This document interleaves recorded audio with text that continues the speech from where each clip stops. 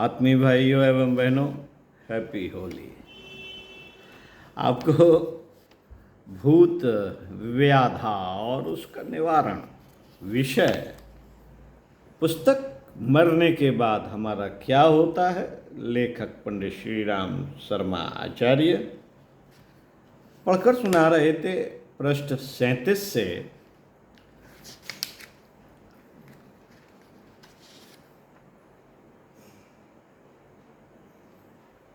पिछले वीडियो में पढ़कर सुनाया था आपको कि भूत प्रेतों की श्रेणी विभाजन इस प्रकार किया जा सकता है। आपको हमने पढ़कर सुनाया कि काल्पनिक भूत जिन्हें मनुष्य भय, आशंका, विश्वास एवं संकल्प द्वारा स्वयं उत्पन्न करता है।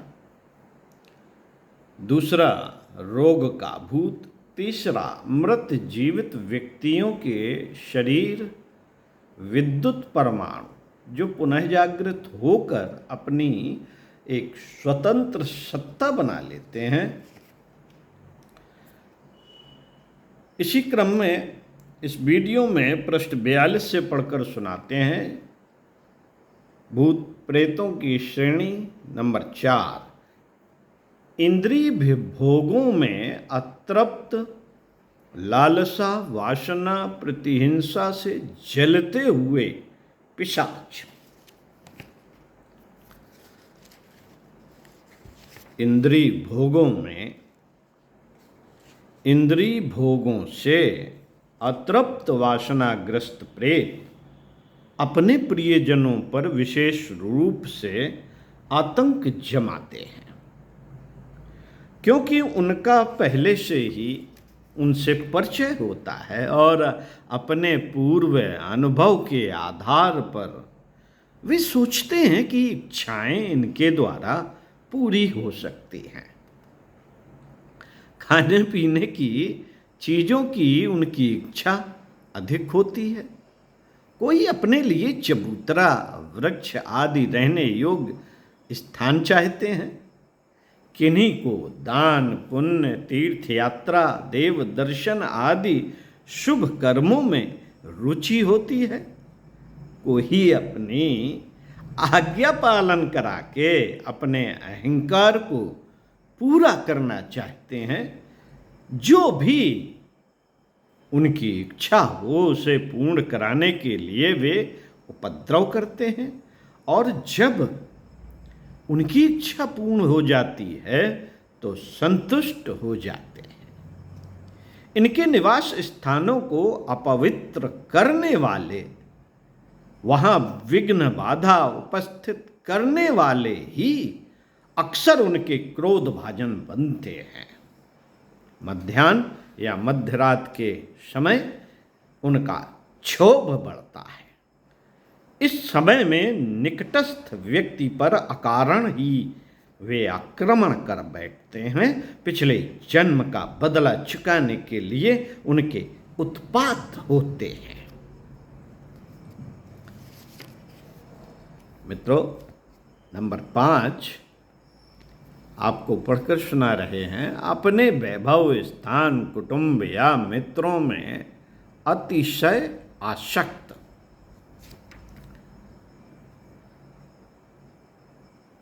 अपने प्रियजनों में अतिशय मोह करने वाले मनुष्य मृत्यु के उपरांत अपनी प्रबल मोह भावना के वशीभूत होकर प्रेत योनि पाते हैं और अपने उसी घर के आसपास फिरते रहते हैं। अपने बाल बच्चों को हंसता खेलता देखकर प्रसन्न होते हैं। वृद्ध जन अक्सर इस कोटि में आते हैं। वे किसी को हानि नहीं पहुंचाते, वरन समय समय पर कुटुंबियों को आपत्तियों से सचेत किया करते हैं और विपत्ति निवारण में सहायता करते हैं। इन्हें पितर कहते हैं।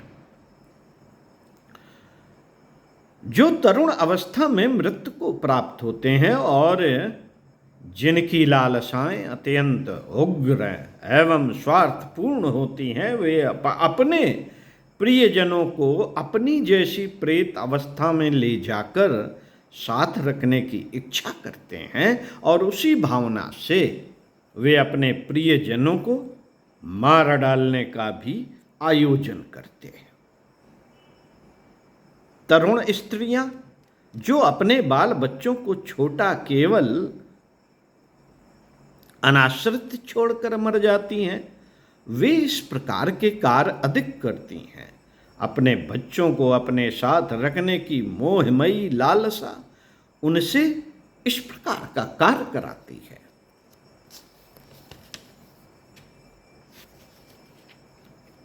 छठवां, तांत्रिक साधना द्वारा सिद्ध की हुई संकल्प प्रतिमाएं, छाया पुरुष, यक्षिणी आदि, इस बारे में पढ़कर बताते हैं। मित्रों, तांत्रिक साधनाओं द्वारा छाया पुरुष, भैरवी, भवानी, बेताल, पीर, जिन्न, पिशाचिनी आदि की सिद्ध की जाती है, उन्हें वश में किया जाता है। उनकी सहायता से अमुक वस्तुएं प्राप्त की जाती हैं, अमुक कार्य पूरे किए जाते हैं और अमुक व्यक्तियों को अमुक प्रकार की हानियां पहुंचाई जाती हैं। सेवक की तरह ये संकल्प प्रतिमाएं काम करती हैं। जो भूत पिशाच देव इस प्रकार वशीभूत किए जाते हैं, वे साधक को निजी मानसिक और शारीरिक शक्तियों के मंथन से उत्पन्न हुए एक प्रकार के अदृश्य प्राणी होते हैं। शारीरिक विद्युत के परमाणु अवसर पाकर अपने आप एक स्वतंत्र इकाई बन जाते हैं, किंतु यह देव दानव तांत्रिक विधियों से उत्पन्न किए जाते हैं। इस प्रकार ये अपने ही मानस पुत्र होते हैं, परंतु प्रतीत ऐसा होता है कि वे पहले से ही कोई स्वतंत्र सत्ता रखते थे। वास्तव में उनकी कोई स्वतंत्र सत्ता पहले से नहीं होती, वरन साधक उन्हें स्वयं उत्पन्न करता है। जितनी दृढ़ उसकी श्रद्धा और साधना होती है, उसी अनुपात से इन देव दानवों की कार्य शक्ति होती है। दुर्बल मानसिक बल वाले ऐसी कोई प्रतिमा वशीभूत कर लें तो भी उसकी कार्य शक्ति बहुत ही तुच्छ रहेगी, उसके द्वारा कोई महत्वपूर्ण कार्य न हो सकेगा। हाँ, जितना मानसिक बल बढ़ा चढ़ा है, उसका देव दानव भी सशक्त होगा। एक की सिद्ध प्रतिमा दूसरी से लड़ भी जाती है और जो बलवान होती है वह दूसरे को परास्त करके अपना कार्य पूरा करती है। मारण आदि की भयंकर क्रियाएं इन संकल्प पुत्रों द्वारा ही की जाती है। सातवां, जीवन मुक्त आत्माएं जो सत्कर्मों में प्रेरणा और सहायता क्रिया करती हैं। इन 7 श्रेणियों में सभी प्रकार के भूत प्रेत आ जाते हैं। आइए इस बारे में सुनते हैं। साथियों, जीवन मुक्त आत्माओं के बारे में पूर्व में स्वतंत्र रूप से बहुत कुछ कहा जा चुका है। ये आत्माएं मनुष्यों को सदा शुभ मार्ग पर चलने के लिए प्रोत्साहित करती हैं, शुभ कर्म करने वालों पर प्रसन्न रहती हैं, अपनी स्वाभाविक उदारता के कारण लोगों को उन्नति के कार्यों में सहायता दिया करती हैं। इनके द्वारा जन समाज का हित ही होता है, अनहित नहीं। अंतरिक्ष में ऐसे अनेक सिद्ध महात्मा तथा महापुरुषों के सूक्ष्म शरीर उड़ते रहते हैं और वे समय समय पर मानव प्राणियों को सत्कर्मों में सहायता प्रदान किया करते हैं। उपर्युक्त 7 प्रकार के प्रेतों का परिचय जानने के उपरांत पाठक इस नतीजे पर पहुंचे होंगे कि जीवन मुक्त आत्माओं के अतिरिक्त छहों प्रकार के प्रेत हमें लाभ कम और हानि अधिक पहुंचाते हैं। लाभ का विषय ऐसा है कि उस पर विचार करने की कुछ आवश्यकता नहीं, क्योंकि लाभ किसी को बुरा नहीं लगता। यदि किन्हीं प्रेतों के द्वारा कुछ लाभ पहुंचता है तो इसके लिए किसी को कुछ चिंता नहीं होती। चिंता तब उत्पन्न होती है जब किसी को उनके द्वारा क्षति पहुंचती है। जब प्रेतों द्वारा किसी प्रकार की हानि पहुंचती है तब उसका निवारण करने के लिए हमें चिंतित होना पड़ता है। साथियों, अब यह जानना है कि प्रेतों के उत्पात से किस प्रकार अपना बचाव किया जा सकता है। यद्यपि ऐसे उत्पात बहुत ही कम होते हैं तो भी जिन्हें उस अवस्था में पड़ जाने का दुर्भाग्य प्राप्त होता है, उनके भय, कष्ट और दुख का ठिकाना नहीं रहता। अनुभव से ज्ञात हुआ है कि जितने भी भूत उत्पात होते हैं उनमें से 2/3 भय एवं कल्पना से उत्पन्न हुए भूतों के होते हैं। अपनी मानसिक निर्बलता के कारण लोग आशंका और भय की मूर्तिमान प्रतिमा तैयार कर लेते हैं और उसी से भयभीत होते रहते हैं। अज्ञान, कुसंस्कार, आत्मिक निर्बलता और अंधविश्वास के कारण काल्पनिक भूत उत्पन्न होते हैं और उन्हीं लोगों को डराते धमकाते हैं। यदि साहस और आत्मविश्वास का अभाव न हो तथा भय दिखाने वाली बात की गंभीरता पूर्वक खोज करने की आदत डाली जाए तो इन काल्पनिक भूतों का अस्तित्व नष्ट हो सकता है। चूहों की खड़बड़ को लोग भूतों की करतूत मान बैठते हैं। अंधेरे में झाड़ी की टहनियां यदि हाथ पांव से दिखाई दे रहे हों या केंचुल की मिट्टी बिखर रही हो तो मशाल जलाकर भूतों की बारात निकलती समझी जाती है। घर में बंदर ने ईंट या पत्थर फेंक दिया हो तो वह भी भूत की हरकत समझी जाती है। कोई मस्खरा या धूर्त व्यक्ति ऐसे आडंबर रच डालता है जिसे सहज ही भूत की माया समझा जा सकता है। इस प्रकार की घटनाओं की गंभीरतापूर्वक छानबीन की जाए तो कारण का पता चल जाता है और भ्रम से सहज ही छुटकारा मिल जाता है। साथियों, मिथ्या भ्रमों के विरुद्ध जोरदार आंदोलन किया जाए और मिथ्या विश्वासों को लोगों के मन से हटा दिया जाए तो भूतों की 2/3 बाधा मिट सकती है। शेष 1/3 में आधा भाग मनुष्य शरीर के निकले हुए विद्युत परमाणुओं की स्वतंत्र सत्ता का होता है। इनका प्रभाव किसी स्थान विशेष में होता है। एक नियत घेरे के अंदर ही यह अपना प्रभाव दिखा सकती हैं, वह भी तब जब कोई अकेला आदमी वहाँ सुनसान समय में रहे। बहुत से मनुष्यों की भीड़ में उनकी शक्ति निर्बल हो जाती है। इन परमाणु प्रतिमाओं में बहुत थोड़ी हर ताकत होती है अपना रूप दिखा देना, स्वप्न या तंद्रावस्था में पड़े हुए व्यक्ति को अपना परिचय देना, कोई शब्द या दृश्य प्रकट करना आदि कार्यों द्वारा उनका अस्तित्व दिखाई पड़ता है। उससे डरकर कोई स्वयं ही अपनी हानि कर ले, यह बात दूसरी है।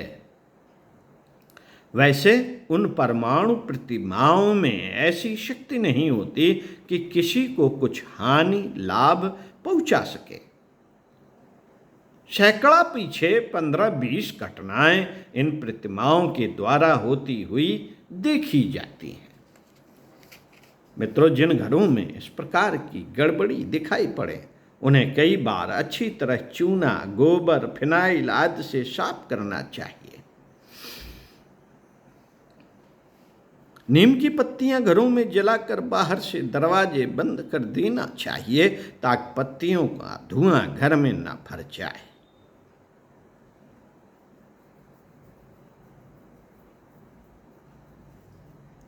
इसके अतिरिक्त हवन यज्ञ आदि का भी अच्छा प्रभाव पड़ता है। जागरण, धार्मिक गीत, वाद्य संकीर्तन, शंख ध्वनि से इस प्रकार की अणुमूर्तियों को हटाने में सहायता मिलती है। प्रेतोन्माद के मानसिक रोग की चिकित्सा आरंभ करते हुए रोगी को बलवीर वर्धक भोजन देना चाहिए। ब्राह्मी, शतावरी, आंवला, सालब, गो, रुख, मुंडी, शंख पुष्पी, वच प्रभृति औषधियां सेवन करना। ब्राह्मी तथा आंवले का तेल सिर एवं शरीर पर मलवाना हितकर रहता है। जिस स्थान से रोगी का जी उचित रहा हो वहाँ से हटाकर कुछ दिन के लिए इच्छित स्थान में रखना भी उचित है। जहाँ तक संभव हो उसे संतुष्ट और प्रसन्न रखने का प्रयत्न किया जाए। सहानुभूतिपूर्ण व्यवहार करने और मस्तिष्क को शक्ति देने वाली चीज़ें सेवन कराने से ऐसे रोगी बहुत अच्छे हो जाते हैं।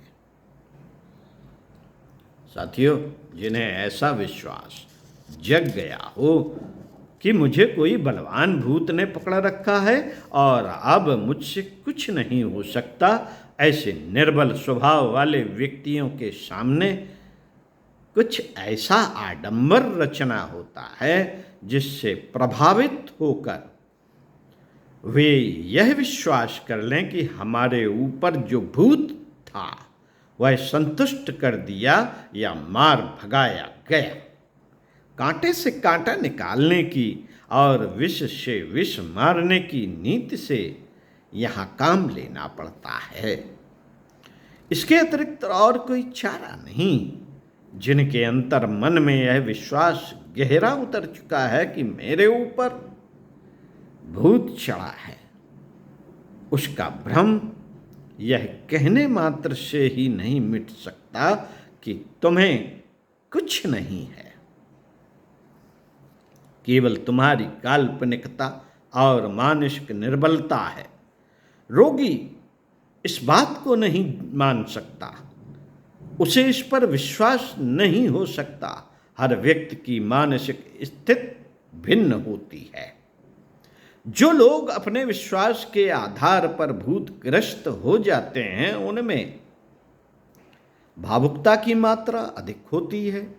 ऐसे लोगों को नाटकीय ढंग से कुछ अद्भुत, विचित्र और आतंक उत्पन्न करने वाली पद्धति से अच्छा किया जाता है। साथियों, यूरोपीय रीतियों के अनुसार प्लेन चिट ऑटोमेटिक राइटिंग करने की पद्धति का हमारे देश में भी प्रचार हो गया। पहले हमें भी उसे ठीक समझते थे, हमें भी उसे ठीक समझते थे, परंतु नए अनुभवों के आधार पर ऐसा प्रतीत हुआ कि यह अपनी ही मानसिक शक्तियों का एक खेल है। इन उपायों द्वारा किसी मृतात्मा के संदेश आना बहुत संदेहास्पद है। इसलिए इन साधनों का प्रयोग करने के लिए हम अपने पाठकों को सलाह नहीं दे सकते। अपनी ओर से भूत प्रेतों के संबंध में अधिक रुचि लेना भी ठीक नहीं। हाँ, किसी को अनायास भूत व्याधा का शिकार होना पड़े तो उससे छुटकारा पाने के लिए प्रयत्न करना आवश्यक है। ओम शांति।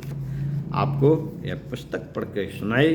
सारे वीडियो को अगर इसमें रुचि है तो ज़रूर सुनिए सारे वीडियो को आप लिंक बना लीजिए, यूट्यूब पे सर्च कर लीजिए। और हमारे द्वारा यह वीडियो इसलिए बनाए गए हैं कि बहुत से लोगों को के पास यह पुस्तक उपलब्ध नहीं मिल नहीं पाती है, तो हमारा प्रयास है कि पुस्तक को हूबहू तरीके से पढ़कर आप तक पहुंचाया जाए, विषयांतर्गत वीडियो बनाकर। तो स्वाध्याय, सत्संग, चिंतन, मनन करते रहिए और कुछ अच्छा करते रहिए। कुछ नहीं तो मुस्कुराते रहिए।